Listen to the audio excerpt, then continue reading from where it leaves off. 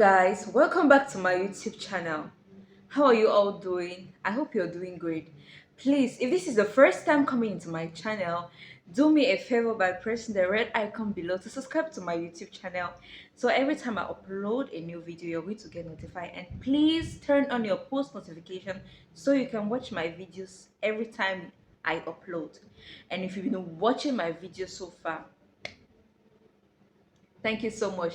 Today is Eid Mubarak, actually the Christmas for the Muslims. So Eid Mubarak to all my Muslim friends, to the Baranese, in fact, every Muslim out there. Eid Mubarak to you. So on today's video, anyways, about the Eid Mubarak, I did not go out. Like I went out, but I didn't have a time to blog about my outing because it was just a brief outing with my aunt and my uncle. But notwithstanding, it was a beautiful day.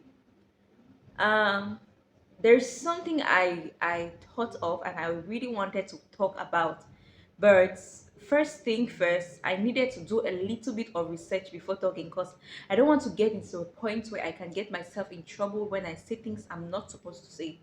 Because of course the Middle East or Bahrain, it's ruled by people, and of course if they come to my video and see maybe I'm not saying the right things according to how it is on their law, I might get myself into trouble. So what I do is, before I try to upload a video, everything at the moment is on Google. So you can do a Google search, there is newspaper, you can read the newspaper before you can upload. So before I wanted to do this video for a very long time, but I needed to get more information about what I'm about to talk about. Today I'm specifically going to talk about house helps, or the local way they call it, the Kadamas in quotes. So a lot of I noticed, or from what I read, like what I studied in all the Middle East, I noticed that the laws governing the Kadamas are the same. In fact, guys, what I noticed is the rules and regulation that govern Bahrain is similar to, it's 80% similar to the one in Dubai. Why do I say so? Because first, like I said before, I have been in Dubai. I was working there. I was there for a year before moving to Bahrain. So of course I know about the employment, the employees' rights, the employer's rights, your duty, your responsibility. So everything that I see there, it actually abides, or it actually works with what I'm seeing here in Bahrain. So there's a lot of similarities when it comes to them. So I did a research regarding this Kadamas issue, and I had a friend when I was in Bahrain. We're working in Dubai, we're working together. So the first thing is she went to Kuwait, and the first thing I want to tell you is, when you're traveling, just have it in your mind that things might not work out, but giving up is not an option. Because for me, I'm a fighter. I don't give up anyhow. Giving up is not an option once you travel out. So but a lot of girls in particular get mistreated when they travel out. Am I going to use the term mistreated? Yes, I think mistreated. Why I say so? So this girl was working, she an agent actually, because most of the times we suffer from agents because they don't tell us the sincere thing. They don't tell us what we are going to do in this country, or what's our duties, what are the things we are going to do. So a lot of us get into this shock, and of course you don't know how to overcome it. So she was working for this um she left Cameroon, and then they told her she was coming to work in a restaurant, and she's going to have a house help, she's going to be living a big, I mean, the lies the agent tell you. And of course, if it's the first time you're traveling, trust me, you're going to be so happy, you'll be believing like, oh my god, so I'm just going to live a luxurious life. There's nothing like luxurious life when you come here. Trust me, the first 1 year or two, it's going to be so hard. There are some people who get lucky that even the first 3 months things are just so easy for them, but there are others that don't have the luck like the way others have. Like I said, traveling for me is luck. A lot of people travel and go back home, maybe their place is not here, but for me, I'm a fighter, I don't give up. So this lady, she went to Kuwait and she was working as a house help, but according to what she told me was, she was working round the clock. Like she did not have enough time to sleep. She was always working. She didn't have off. And I mean, she was not really getting good treatment.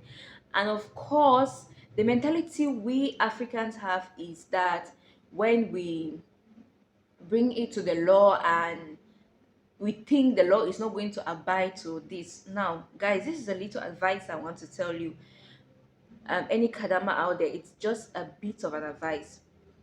When you come into a country, into the Middle East, that you're not the person who sponsored your visa, you have a sponsor. Let's say the person you're working for is the person who actually sponsored this your visa and everything, and maybe the terms and the conditions are not moving, or probably you're being mistreated, maltreated, yeah.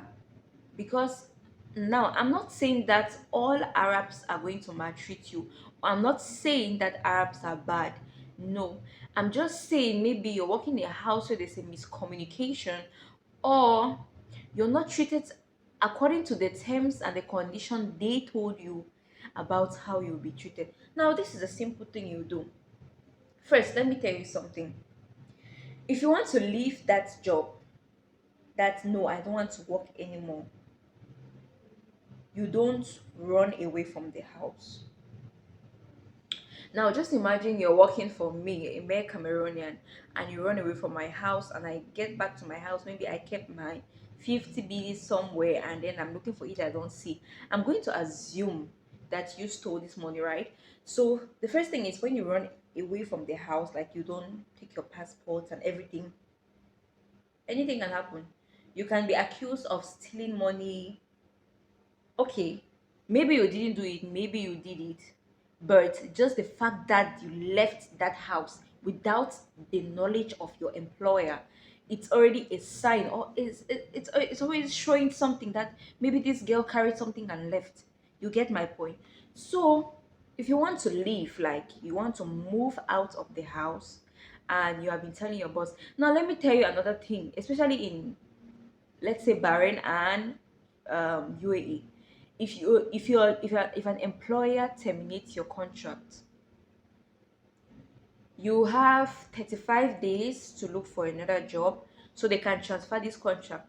Otherwise, if they are not able to transfer this, if you're not able to get another job, you'll be sent back to your home country, or you stay in the country. I mean, like Kaliwale. My father used to say Kaliwale. You mean like Kaliwale, and anytime they catch you, first of all, they'll lock you up in the prison, and you have to pay your flight back home. In some cases, it happened like that, but in other cases, they just take you and send you back. Like what happened in Bahrain, I think, during the last year November September time. Many people, a lot of people were in Bahrain, they didn't have their complete documents. So when the Bahrain, that time I'm walking on my eyes here everywhere, because you don't know who is the CDI, you don't know who is the police. They can just check you see somebody putting on a normal dress and just like, can I see your ID? So a lot of them were sent back home. So this advice I'm trying to go close to is that when you stay in a house, normally first you're supposed to work for 8 hours if you do not know. And of course, a lot of Muslims actually have 2 days off, which is Friday and Saturday. But Christians tend to have just 1 day, which is Friday, and sometimes you don't have that off on Friday. So as per the labor law, you are supposed to have 1 day off, and of course you're supposed to work for 8 hours per day. And after 1 year, you're supposed to have 1 month annual leave.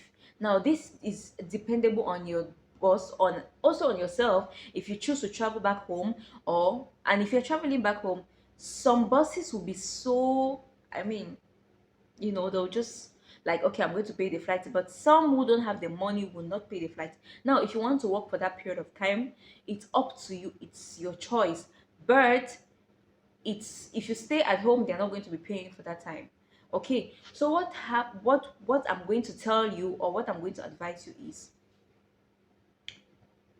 before you complain that I cannot work here or anything, use your brain.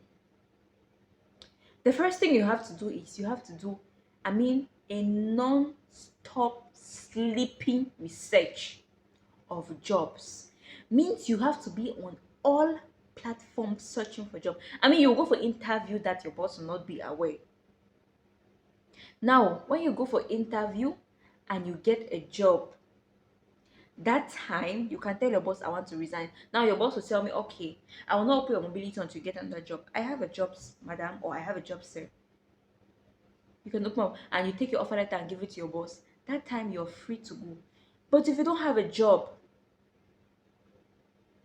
and you want to leave, where are you leaving to? We came here to hustle, and trust me, out here is not for the weak. If you don't have energy to work, stay back in Africa. I'm not working as a Kadama.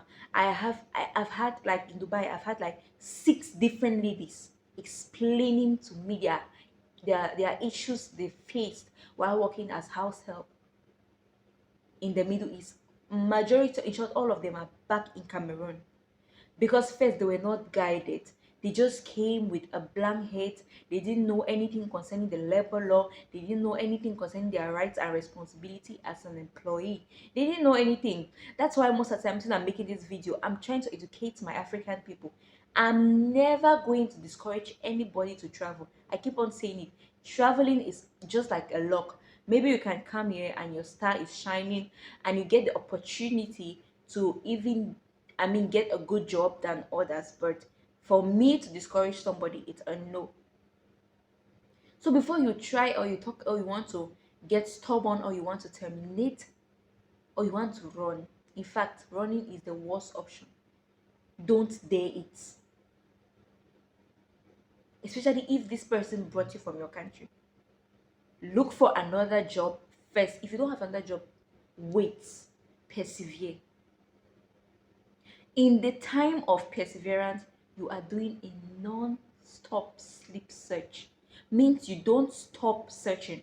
When I lost my job, I lost my job.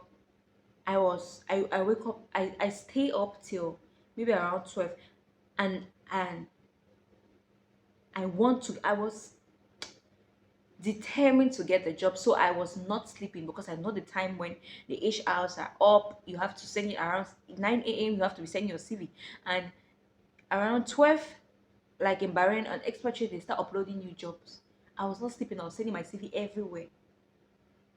So of course, before you want to resign or make any noise, get yourself a new job. Otherwise, maybe you want to go back to your country, or maybe you're fed up with Bahrain, or you're fed up with the Middle East and you want to go back to your home country. So this advice is not only to the people in Bahrain, I mean, this is an advice to everybody who is in the Middle East. All my ladies who are in the Middle East, before you think about resigning this job, make sure you have another one in hand. Like a saying go, a bird in hand is better than 10,000 birds in the bush, because you have already one in the hand. What if you want to go down all of the fly? So before you leave, make sure, or before you talk anything about resignation, make sure you have searched and you have gotten an employment letter or an offer letter to come and show it to your boss so that he can open your mobility and it can be transferred. If this is not done, my dear, just relax and stay where you are. Don't try to fight your boss. If your boss says he's not opening your mobility, you're doomed. If you're not carrying it to court, you're doomed, because a lot of things can go on, of course. So before you have to conclude about leaving any place, make sure you have thought about it, done a research, get a new job that of course are going to give me a visa, and of course you're able to move. Do you get my point? Okay, I hope I've educated you about this thing. I don't want to hear anybody, I don't want to get this information anymore about I want to lose my job, my boss is not accepting. Usually when they bring you up from your country, when you have worked for 3 months, after 3 months your boss is eligible to provide everything for you. After 3 months, you can, because 3 months is the probation period. Oh my god. It's like I've not spoken about probation period. A lot of things I'm yet to educate my viewers about. But of course, in the long run, I'm definitely going to do that. But for now, stick to my advice before trying to resign your job as a kadama or a house help in the Middle East. Get yourself a job and an offer letter. So it will be easy for your boss or your employer to transfer your visa into this person's visa. Running out from their house without the knowledge of your boss, it's giving you a criminal record already. So just be watchful about your actions. If you didn't know today, I have told you already. I've given you my own piece of advice as a person who has at least studied about this Kadama issue. Some people get the advantage or the lucky to stay in a home where they pour them with love and shower them with love. But others get to stay in a house where you know. Of course, you and I know. You don't need to hear it from my mouth. But if the situation is not as it is, and of course you don't want to go back home to your country because you came to hustle and you don't want to go back empty handed, get yourself a job, an offer letter, send it to your boss and tell him, I'm done. He's not going to hold you. Okay, so guys, this is the end of my video, and I hope I educated you about this issue of kadamas. Please tell a friend to subscribe to Nessa's Fantasy, like, share and comment on my videos. I'll be seeing you guys again in my next channel, in my next video next time. Bye bye.